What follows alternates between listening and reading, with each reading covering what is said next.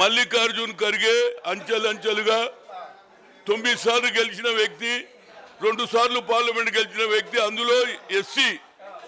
ఆయన అనుభవం ఉందని చాలా మంది చెప్పారు. ఇందిరాగాంధీ కుటుంబమేనా, గాంధీ కుటుంబమేనా అంటారే, మేము వేరే వాళ్ళకు కూడా సాయం చేస్తామని సోనియా గాంధీ గారు ఆయనకు అవకాశం ఇవ్వడం కూడా ఇవాళ ఉపయోగపడ్డది. దానికంటే ఎక్కువ రాహుల్ గాంధీ గారు కన్యాకుమారి నుంచి కాశ్మీర్ దగ్గర పోవడంలో ప్రజల విధానం, అరే ఏం తక్కువన్నదా ఆ కుటుంబానికి.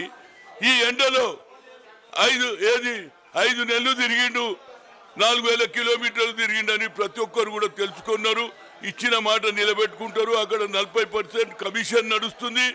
అదేవిధంగా ముస్లింల రిజర్వేషన్ ఎత్తేస్తున్నారు.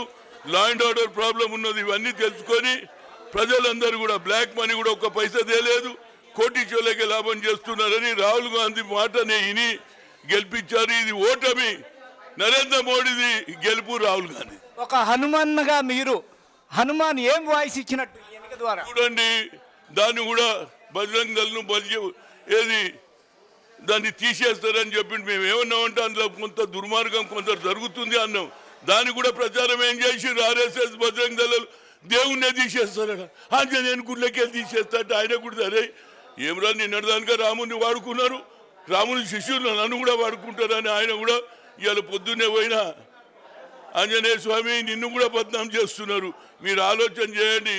మేము దేవుళ్ళు, నాకంటే నా పేరే హనుమంతుడు, ఇక నాకంటే భక్తుడు ఎవడు ఉంటాడని చెప్తే ఈసారి మీకే అన్నాడు, ఇచ్చేసిండు. అది ప్రియాంక గాంధీ తప్ప. ప్రియాంక గాంధీ కూడా మొన్న కర్ణాటకలో బాగా చేసింది, ఇక్కడ కూడా బాగా తిరుగుతుంది. ఎన్నికలు వచ్చేదానికి అప్పుడప్పుడు వస్తుంటది. ప్రజల విశ్వాసాన్ని ఆమె చూడంగానే ఇందిరమ్మ ఇందిరమ్మ ఇందిరమ్మ అంటున్నారు. ఆమె ఫేసులు అట్లున్నది కనుక ఇందిరాగాంధీ కుటుంబంలో మనమరాలుగా వాళ్ళ ఆలోచనలో మార్పు లేదు.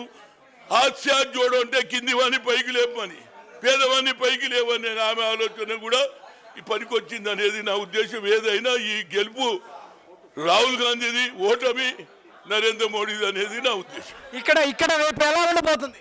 ఇక్కడ కూడా గెలుస్తామండి. ఇక వేరే ఆలోచన లేదండి. కార్యకర్తలలో ఐకమత్యం వచ్చింది, నాయకులలో కూడా ఐకమత్యం రావాలని ఆంజనేయ స్వామిని కోరిన మా నాయకులు ఈ గెలుపుతోటనే మనం అందరం కలుద్దాం. నేను ఒక సినిమా చూసిన బలగం బలగం బలగం బలగం అంటే అందరు కలిసి ఉండాలి అనేది నా ఉద్దేశం. హాయ్ ఫ్రెండ్స్, మా టుడే టుమారో యూట్యూబ్ ఛానల్ చూస్తున్నందుకు చాలా థ్యాంక్స్. మరిన్ని లేటెస్ట్ వీడియోస్ కోసం వెంటనే సబ్స్క్రైబ్ చేయండి.